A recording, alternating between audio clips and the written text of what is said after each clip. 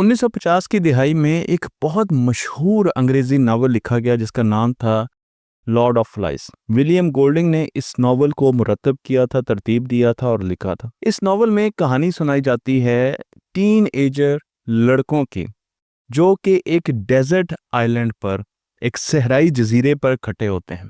उनमें आपस में बहुत ज़्यादा दोस्ती होती है, लेकिन उस जजीरे में जिंदा रहने के लिए रिसोर्सेज बहुत कम होते हैं और आहिस्ता आहिस्ता उनमें लड़ाइयाँ शुरू हो जाती हैं और फिर वो एक दूसरे को नुकसान पहुंचाने तक आ जाते हैं।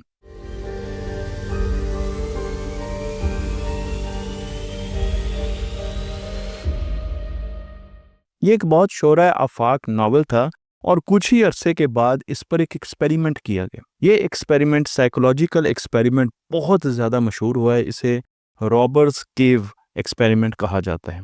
1954 में ये एक्सपेरिमेंट किया गया और इसको तरतीब देने वाले साइंटिस्ट का नाम था मुजफ्फर शरीफ। शरीफ साहब ने 22 स्टूडेंट्स को समर कैंप में लिया और उन्हें भी बिल्कुल इसी तरीके की एक जगह, जिसे हम रॉबर्ट्स केव कहते हैं, जो कि यूनाइटेड स्टेट में है, इसमें रखा और उसके साथ उन्होंने रिसोर्सेज जो हैं वो गिने चुने उनको दिए। कुछ देर के बाद इन्होंने देखा कि उनको मुख्तलिफ किस्म के कंपटीशंस दिए गए जिनमें उनको compete करना पड़ रहा था, मसलन टग ऑफ वॉर, रस्साकशी। अब उनको एक दूसरे के साथ जोर लगाना पड़ रहा था। जान के उनको इस किस्म की एक्सरसाइजेज दी गई, एक्टिविटीज़ दी गई जिसमें उन्हें एक दूसरे के साथ compete करना पड़े। और कुछ अरसे के बाद उन्होंने देखा कि वो आहिस्ता आहिस्ता एक दूसरे के साथ वायलेंट हो गए, हॉस्टाइल हो गए, एक दूसरे के बारे में हमेशा नेगेटिव बातें करते थे, स्पेशली ग्रुप्स में। एक ग्रुप दूसरे ग्रुप में और दूसरा ग्रुप पहले ग्रुप के बारे में हमेशा बुरा सोचता था और एक दूसरे को देखना भी नहीं चाहते थे। हत्ता के हालात इतने नीचे चले गए कि फिर उन्हें अगला टास्क देना पड़ा, उन्हें वापस लाना पड़ा। और अब सेकंड स्टेज में उन्हें एक ऐसा टास्क दिया गया जो वो अकेले हल नहीं कर पा रहे थे। उन्हें कहा गया कि फूड सप्लाई का ट्रक रास्ते में एक जगह पर धंस गया है ज़मीन में, अब हर सूरत हमें उसे बाहर निकालना है। अब 11 बंदों की टीम ये काम नहीं कर सकती थी, तो उन्हें कंबाइन गोल्स दिया गया। अब वो कम्पिटिटिव एनवायरनमेंट से उनको निकाल कर और उन्हें कोलैबोरेटिव एनवायरनमेंट में डाला गया। उन्होंने एक दूसरे के साथ काम किया और उस ट्रक को बाहर निकाला। उसके बाद उन्हें एक और इसी किस्म का काम दिया गया जहां पर उन्हें बताया गया कि जो उनके पास पानी का रिसोर्स था उस पर पत्थरों की बारिश हुई है, स्लाइडिंग होगी पहाड़ से और पत्थर आ गए हैं, तो हमें हर सूरत में उन पत्थरों को हटाना होगा ताकि हम पानी पी सकें। अब जब उन्होंने इस कोलैबोरेशन में काम किया तो उनकी दोस्तियां आपस में दोबारा होना शुरू हो गई, कॉन्फ्लिक्ट्स आहिस्ता आहिस्ता ख़त्म होना शुरू हो गए और कॉमन ऑब्जेक्टिव की वजह से वो दोबारा दोस्त बनकर सामने आए।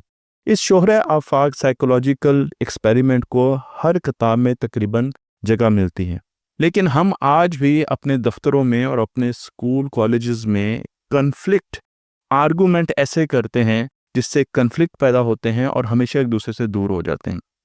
हालांकि आर्गूमेंट करना ऑफिसेज में एक आम सी बात होना चाहिए, क्योंकि आर्गूमेंट से आपकी तख्लीक में जिद्दत पैदा होती है। तो आज मैं आपको बताने जा रहा हूं कि कन्फ्लिक्ट अगर बहुत आसान करके देखे जाएं तो सिर्फ दो किस्म के होते हैं और आपको ये समझने की ज़रूरत है कि इन दोनों किस्म के कन्फ्लिक्ट में से आपने किस कन्फ्लिक्ट की तरफ जाना है। मैं आपको यहाँ पर दो तस्वीर दिखा रहा हूँ। एक तस्वीर में दिमाग को ठंडा दिखाया गया है नीले रंग से, जहाँ पर आपके पास दिमाग का पूरा सर्किट अवेलेबल है और आप हायर ऑर्डर थिंकिंग कर सकते हैं। ये लो इमोशन स्टेट कहलाई जाती है, जिसमें थिंकिंग ब्रेन, सामने का दिमाग भी एक्टिव होता है। लेकिन इसके साथ साथ आपको एक लाल रंग का दिमाग भी दिखाया जाता है जहां पर हायर ऑर्डर थिंकिंग डिसेबल हो चुकी होती है। ये एक हाई इंटेंस इमोशनल स्टेट होती है। ये स्टेट या तो फियर में होती है या मोहब्बत में होती है। आप देखें, मोहब्बत में भी आप किसी की बात नहीं मानते, लॉजिकल थिंकिंग नहीं करते। डर में तो हम सर्वाइवल मोड में चले जाते हैं, इसलिए बिल्कुल नहीं करते। हेट में, फ्रस्ट्रेशन में, ये वो हिस्से होते हैं, ये वो जज्बे होते हैं जिसमें हमारा दिमाग इंतहाई इमोशनल स्टेट में चला जाता है। जब हम ऑफिसेज में आर्गूमेंट्स कर रहे होते हैं, आपस में डिस्कशन कर रहे होते हैं, तो वहाँ पर हमें हायर ऑर्डर थिंकिंग की बहुत ज़्यादा ज़रूरत होती है। वहाँ पर हमें एक ख़ास किस्म के कन्फ्लिक्ट की तरफ जाना होता है जिससे टास्क कन्फ्लिक्ट कहा जाता है। टास्क कन्फ्लिक्ट का मतलब ये है कि आप आइडियाज़ पर डिस्कशन कर सकते हैं, आप एक दूसरे की बात को ना भी कर सकते हैं, आप अपनी राय भी दे सकते हैं, आप डिसीजंस पर डिस्कशन कर सकते हैं, उनको तनकीद का निशाना बना सकते हैं, स्ट्रेटजीज को, सॉल्यूशंस को। इस पर आप खुलकर अपने डिसएग्रीमेंट दे सकते हैं और किसी को भी बुरा नहीं लगना चाहिए, क्योंकि हम टास्क की बात कर रहे हैं। टास्क कन्फ्लिक्ट में एक बहुत अहम बात यह होती है कि जब आप उस टेबल से उठते हैं तो आप मेमोरी रिटेन नहीं रखते। आप कभी याद नहीं रखते कि इस बंदे ने मेरे इस आइडिया को ये कहा था, तो मैं इसको देख लूँगा बाद में। और अगर आप ये चीज़ें अपने दिमाग में रख रहे हैं, आप अपना मुहासबा खुद कर सकते हैं, तो समझ लें कि आप एक ट्रू प्रोफेशनल नहीं हैं और आपको कन्फ्लिक्ट की साइंस के बारे में बिल्कुल भी पता नहीं है। टास्क कन्फ्लिक्ट बहुत ज़्यादा अहम रोल अदा करते हैं, क्योंकि जब आप टास्क कन्फ्लिक्ट में जाते हैं तो आपके दिमाग में एक केमिकल प्रोड्यूस होता है जिसे डोपामिन कहा जाता है। डोपामिन से आपकी लर्निंग इंप्रूव होती है, आपकी क्रिएटिविटी इंप्रूव होती है, आपका मूड इंप्रूव होता है, आपके बेटर डिसीजंस होते हैं, इनोवेशन आती है। लर्निंग का तो मैं पहले ही बता चुका हूँ। और आप अपने इमोशंस को रेगुलेट करते हैं। तो आप अगर अपने इमोशंस को रेगुलेट करके ठंडे तरीके से बड़े इंटेंस किस्म के आर्गूमेंट भी दे रहे हैं, तो आप टास्क कॉन्फ्लिक्ट में इस वक्त मौजूद हैं। लेकिन गड़बड़ वहाँ पर होती है जब हम छोटी सी ना सुनने के बाद भी इमोशनल कन्फ्लिक्ट की तरफ चले जाते हैं। इमोशनल कन्फ्लिक्ट मैंने आपको दिमाग पहले दिखा दिया था। हमारे दिमाग का फियर सेंटर एक्टिवेट हो जाता है, जिसे अमिगडाला कहते हैं, और उससे हमारा सामने वाला हिस्सा टोटल ब्लैंक हो जाता है, जो कि लॉजिकल थिंकिंग और हायर ऑर्डर थिंकिंग कर सकता है।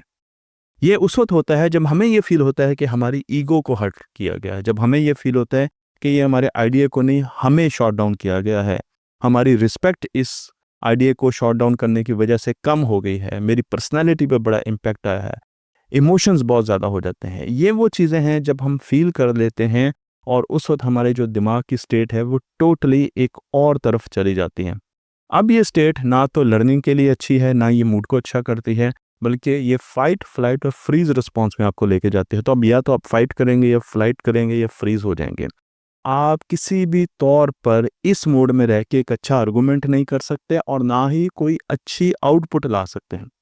इमोशनल कॉन्फ्लिक्ट्स में इंसान फिजिकल हो जाते हैं, आवाज़ बुलंद हो जाती है, पसीना आना शुरू हो जाता है, गुस्सा आना शुरू हो जाता है, हार्ट बीट तेज़ हो जाती है, ट्रस्ट लूज़ कर जाते हैं, एग्रेशन आ जाता है और रिश्तों को लॉन्ग टर्म आप बुरा बना लेते हैं।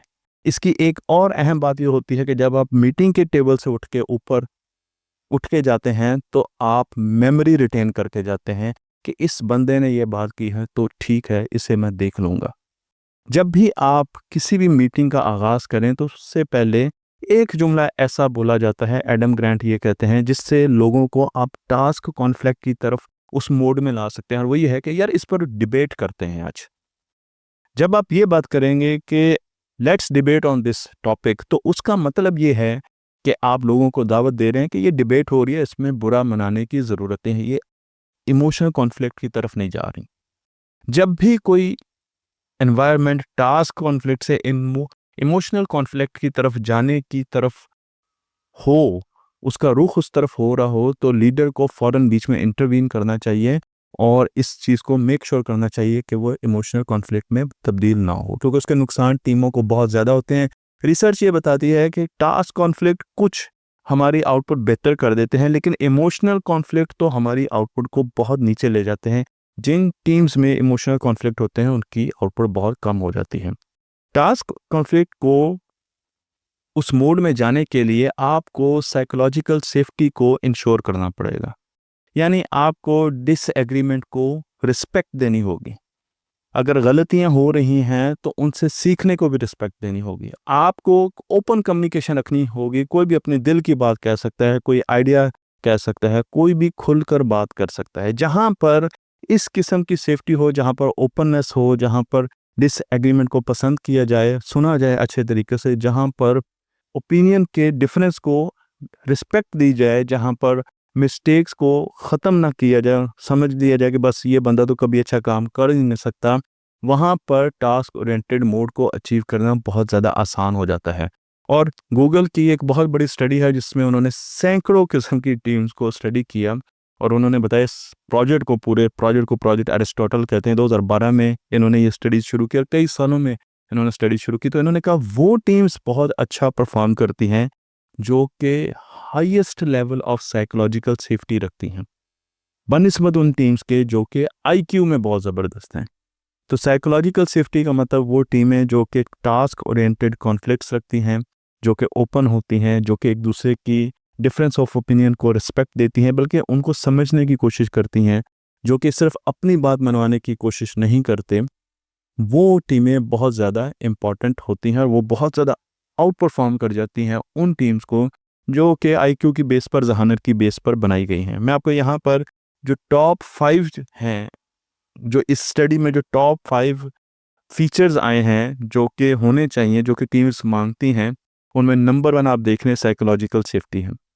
और उसके बाद फिर डिपेंडेबिलिटी, और आप आहिस्ता आहिस्ता जाएँ तो 5वें नंबर पे वो टीमें इम्पैक्ट मानती हैं। तो आज हम ये बात समझ चुके हैं आज इस वीडियो से कि कॉन्फ्लिक्ट बुरी चीज़ नहीं होता, लेकिन अगर हम उसको टास्क ओरिएंटेड कॉन्फ्लिक्ट की तरफ रखें तो उससे बहुत अच्छे नताइज हमें मिल सकते हैं। जो आउटपुट आएगी, जो प्रोडक्ट बनेगा उस मीटिंग का, उस डिस्कशन का, उस टीम का, वो बहुत ही खूबसूरत प्रोडक्ट होगा। लेकिन अगर हम चले गए इमोशनल कॉन्फ्लिक्ट की तरफ तो फिर लोगों के दिलों में गुबार होगा और लड़ाइयाँ बढ़ती जाएंगी। मुझे उम्मीद है कि ये वीडियो आपको पसंद आई होगी। इंडस्ट्री की इस वीडियो को अपने ऑफिसेज में शेयर कीजिए, लोगों को बताइए ताकि वो मिलकर काम करें और लोगों को अच्छे तरीके से हैंडल करें। तख्ती ऑनलाइन को लाइक कीजिए, शेयर कीजिए और इस फिल्म को दूसरों तक पहुँचाते रहिए।